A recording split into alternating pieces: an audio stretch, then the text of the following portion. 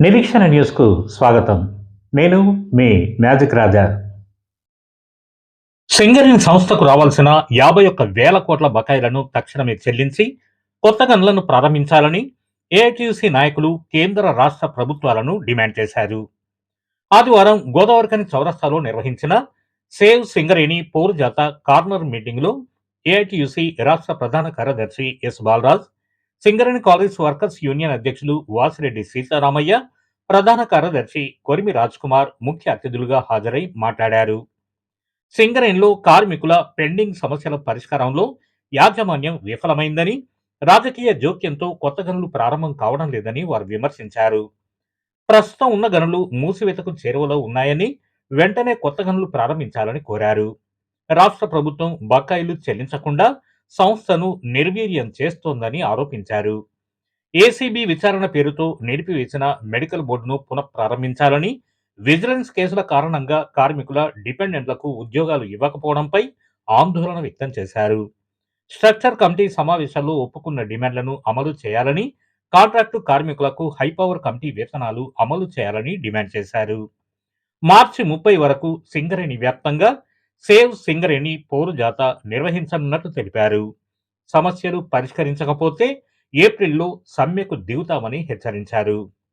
అంతకుముందు గోదావరి ఖని భాస్కర్రావు భవన్ నుండి మొదలుకొని రామందిర్ రోడ్, 5 ఇంక్లైన్ చౌరస్తా, Vithal Nagar, Tilak Nagar, Ramesh Nagar, LB Nagar, 1 town police station మీదుగా చౌరస్తా వరకు బైక్ ర్యాలీ చేపట్టి అనంతరం ప్రధాన చౌరస్తాలో కార్నర్ మీటింగ్ నిర్వహించారు.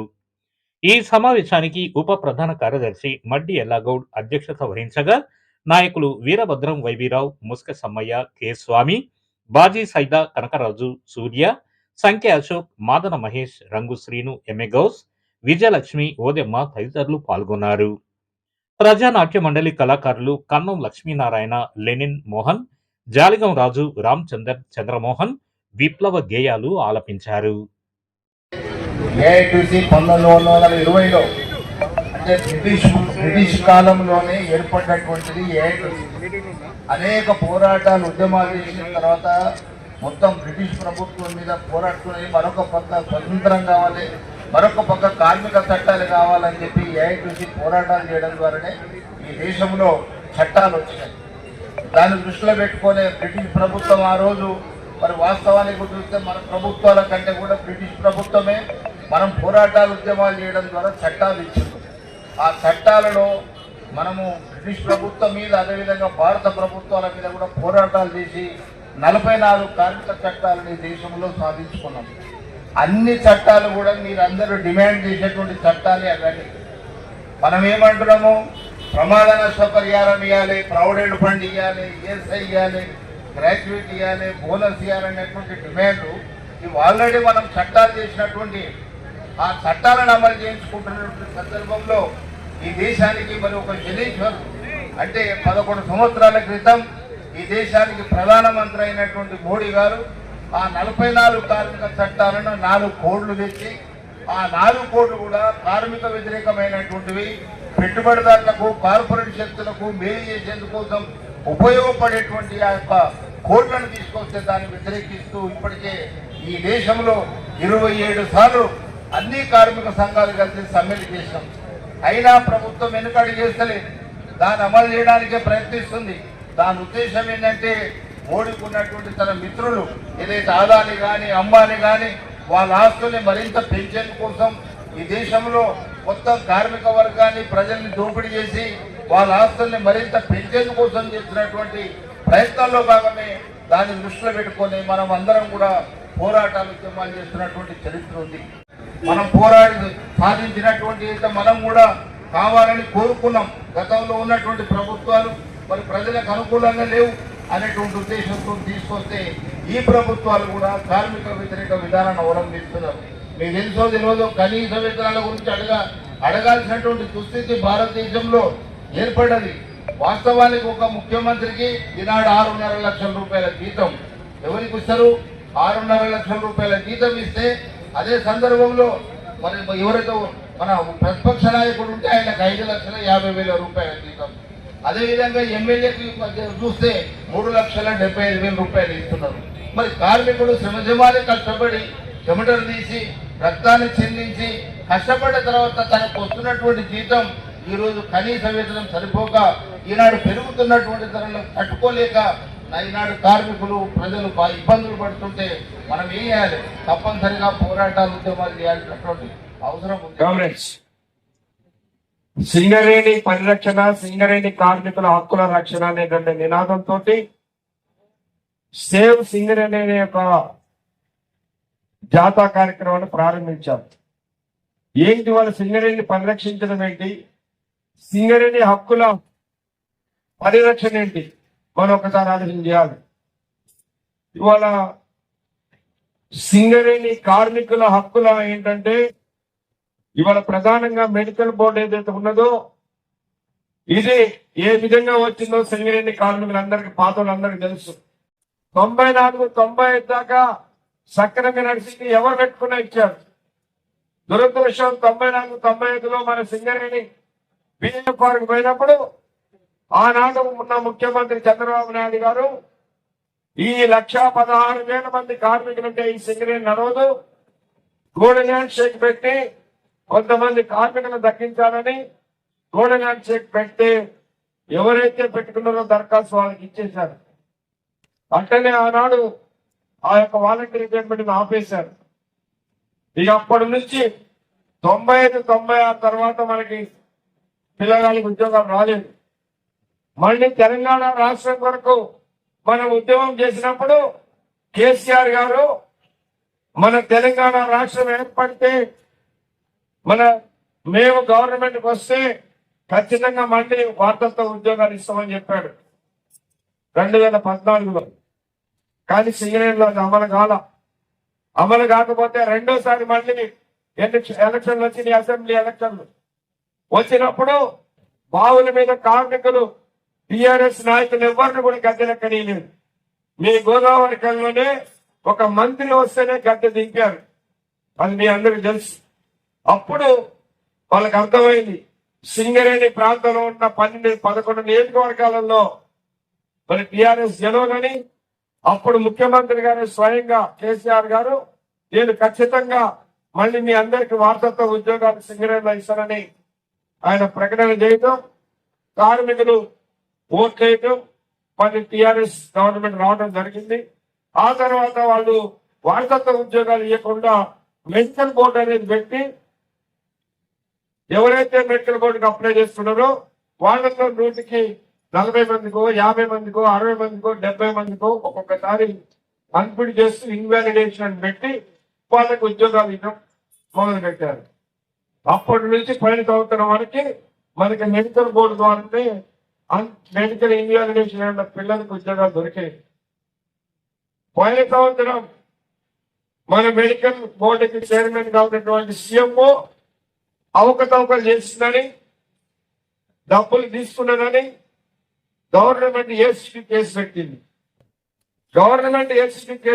కాబట్టి ఆ కేసు డిసైడ్ అయిన దాకా వీళ్ళు మెడికల్ బోర్డు పెట్టకుండా ఆపేశారు. మరి ఇప్పుడు డిసైడ్ అవుతుందా ఏసీబీ కేసు?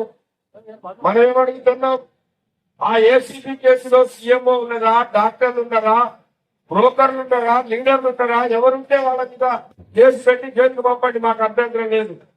కానీ మెడికల్ బోర్డు మాత్రం కొనసాగించాలని చెప్పేసి మన లాభాల వాట కంటే ఒక 10 రోజుల ముందు నేను, మన జనరల్ సెక్రటరీ గారు, మన యూనియన్ గౌరవ అధ్యక్షుడు సాంబతరావు గారిని తీసుకొని ముఖ్యమంత్రి గారిని కలిసినాం లాభాల వాటా విషయం పైన. కలిసినప్పుడు మెడికల్ బోర్డు గురించి చెప్పినాం. లేదు బరాబర్ చేపిస్తామని చెప్పిండు, కానీ అమలు కాలేదు. మొన్న మున్సిపాలిటీ ఎలక్షన్ జరుగుతుంటే రేవంత్ రెడ్డి గారు భూపాలపల్లికి వస్తే మన యూనియన్ ప్రధాన కార్యదర్శి తమ్ముడు రాజ్ కుమార్ గారు అక్కడున్న ఎమ్మెల్యే ద్వారా వీళ్ళిద్దరు పోయి ఒక మెమోరాండం ఇచ్చారు. మెడికల్ బోర్డు కొనసాగించాలని కార్మికులందరూ అడుగుతున్నారు, దీని మీద మన గవర్నమెంట్ మీద వ్యతిరేకత ఉన్నదని అది చెప్తే ఎవరైనా మెడికల్ బోర్డు పోయిందన్నది ఖచ్చితంగా మెడికల్ బోర్డు జరుగుతుంది, మీరేం ఇది కావాలనుకోలేదని చెప్పేసి పబ్లిక్ మీటింగ్ లో చెప్పింది. చెప్పి 3 నెలలు అవుతుంది కదా, మనం వచ్చిందా? మరి ఇంతవరకు రావటం లేదు. కాబట్టి ఇవాళ ఈ మెడికల్ బోర్డు పాత పద్ధతిలో కొనసాగించాలి, మళ్ళీ కార్మికుల పిల్లలకు ఉద్యోగాలు ఇవ్వాలని ప్రధాన డిమాండ్ని ఈ యొక్క సేవ్ సింగరేణి జాతరలో డిమాండ్ ఆర్జవన్ లో ఈ యొక్క కార్నర్ మీటింగ్ జరుగుతూ ఉంది. జనరల్ గా సింగరేణి కాలేజ్ వర్కర్స్ యూనియన్ సింగరేణికి సంబంధించిన అంశాలను బావుల మీద కార్మిక వర్గానికి యాజమాన్యానికి వివరించే ఆనవాయితీ ఉంది.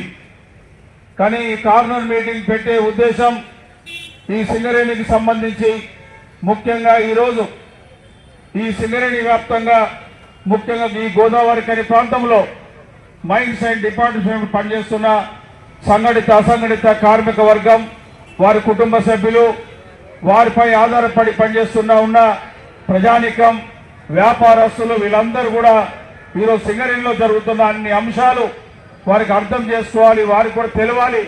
వారు కూడా ఈ యొక్క పోరాటాలకు సంఘీభావం తెలియజేయాలి.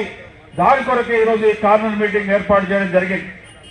చాలా మందికి సేవ్ సింగరేణి అంటే ఈరోజు సింగరేణికి ఏమైంది, ఎందుకు రక్షించాలి అనే ఒక అనుమానం కలగొచ్చు. ఈరోజు ఈ సింగరేణిని 3 సార్లు ఈరోజు రక్షించడానికి AITC Singareni collieries workers union పోరాటాలు చేసింది. మొట్టమొదటిసారిగా 92, 93 ప్రాంతంలో ఈ సింగరేణి ప్రభుత్వ రంగ పరిశ్రమ నుండి సిక్ ఇండస్ట్రీగా ఈ యొక్క ప్రభుత్వం గుర్తించి ఈ కాయలాబడ్డ పరిశ్రమన గుర్తించిన సంగతి మనందరికీ తెలుసు. ఆనాడున్న ఏఐటీసీ కొమరయ్య గారు ప్రధాన కార్యదర్శి దీనికి ఉన్న ఈ ఛాలెంజ్ను, మన ముందున్న ఉత్పత్తి లక్ష్యాలను సాధించి మళ్లీ ప్రభుత్వ రంగంలో పనిచేయడానికి కార్మిక వర్గం చుట్టూ తిరిగి ఆనాడు కార్మికులందరినీ ఎక్కువ ఉత్పత్తి చేయమని అడిగి ఈరోజు బాయి తిరిగిన సందర్భాన్ని మనం గుర్తుపెట్టుకోవాలి. ఆనాడు ఆ లక్ష్యాలను అధిగమించి మళ్లీ ఆ యొక్క కాయలబడ్డ పరిశ్రమ నుండి మళ్లీ మన ప్రభుత్వ రంగ పరిశ్రమలకు వచ్చిన సంగతి 92, 93. ఆనాడు కూడా ఈ సింగరేణిని రక్షించాలని చెప్పి ఏఐటీసీ యాత్ర చేసింది. అదేవిధంగా తాడిచల్ల 1, 2 వీటిని కూడా ప్రైవేట్ పరం చేయడానికి మేనేజ్మెంట్ కుట్ర చేసిన సందర్భంలో గోలేటి నుండి కొత్తగూడెం వరకు సేవ్ సింగరేణి పేరు మీద యాత్ర చేసి హైదరాబాద్ లో హెడ్ ఆఫీస్ ముందు ధర్నా చేస్తే మన నాయకత్వాన్ని అంతా అరెస్ట్ చేసి చివరికి తాడిచెల్ల 2ను ప్రైవేట్ పరం కాకుండా ఈరోజు అలాగే ఉంచిన సందర్భం మనము ఆనాడు కూడా ఈ సింగరేణి రక్షించాలని చెప్పి యాత్ర చేశాం. 3వసారి ఇది సింగరేణి, ఇది ఒక సపరేట్. ఆనాటి పరిస్థితులు ఈ పరిస్థితులకు చాలా తేడా ఉంది. ఈనాడు సింగరేణిని ప్రధానంగా మీకు తెలుసు 3 రకాలుగా ఈ యొక్క సమస్యలు ఉన్నాయి. ఒకటి, ఈ సింగరేణికి నూతన బొగ్గనులు కావాలి. ఎందుకు కావాలి? ఈ సింగరేణిలో ఇప్పుడు పనిచేస్తున్న యువ కార్మికులు సుమారుగా 10 ఏళ్ల నుండి 40 ఏళ్ల వరకు పనిచేయాల్సిన పరిస్థితి ఉన్నది. అప్పటి వరకు ఈ బొగ్గనులు నిలవాలి. రెండవది, ఈ సింగరేణి ఆర్థిక పరిపుష్టి దెబ్బతిన్నది. అంటే ఆర్థికంగా కొట్టుబడ్డది. ఆర్థికంగా ఈరోజు బకాయిలు ఇవ్వట ప్రభుత్వం బకాయిలు ఇవ్వట్లేదు. అందుకనే ఆర్థికంగా ఈ యొక్క ప్రభుత్వాలు ఇవ్వాల్సింది ఒక అంశం. 3వ అంశం ఏంటంటే కార్మికులకు సంబంధించిన హక్కులు. మెడికల్ బోర్డు కానీ ఎవరైతే కార్మిక సోదరులు దిగిపోతే వాళ్ళ కొడుకులకు మెడికల్ అనిపించాయి. సుమారు 350 పైచిలకు కార్మిక సోదరులు ఆఫీస్ ఆర్డర్లు ఇవ్వడానికి ఎదురు చూస్తున్న సందర్భాన్ని వాళ్ళకు కూడా ఆర్డర్ ఇవ్వాలని, అదేవిధంగా ఈరోజు మారు పేర్ల బాధితులు ఉన్నారు. ఇది ఆనాడు కేసీఆర్ గారు హామీ ఇచ్చారు, రేవంత్ రెడ్డి గారు హామీ ఇచ్చారు. ఈ ఇద్దరు హామీ ఇచ్చినా ఇంతవరకు పరిష్కారం కాలేదు. అనేక రకాలుగా హింస పెడతా ఉన్నారు వాళ్ళ కుటుంబ సభ్యులను. అందుకనే మారు పేర్ల బాధితుల సమస్య, డిస్మిస్ కార్మికుల సమస్య, అదేవిధంగా అనేక రకాల మరి సొంత ఇంటి పథకాలు, పెర్క్స్ మీద ఇన్కమ్ ట్యాక్స్ రికవరీ కంపెనీ చెల్లించాలి. ఇలాంటి ప్రధానమైన అంశాలు, ఇంకా కాంట్రాక్ట్ కార్మికులకు సంబంధించిన హైపవర్ వేతనాలకు సంబంధించి ఇలాంటి ప్రధానమైన అంశాలతోని 3 అంశాలుగా ఈ యొక్క సేవ్ సింగరేణి పేరు మీద జాతర చేస్తాము.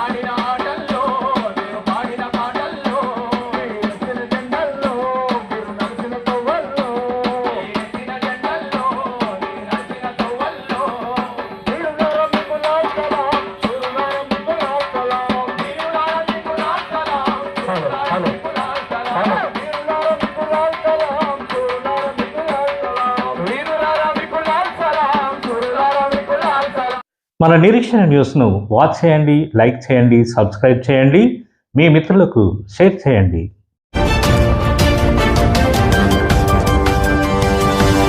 Thank you.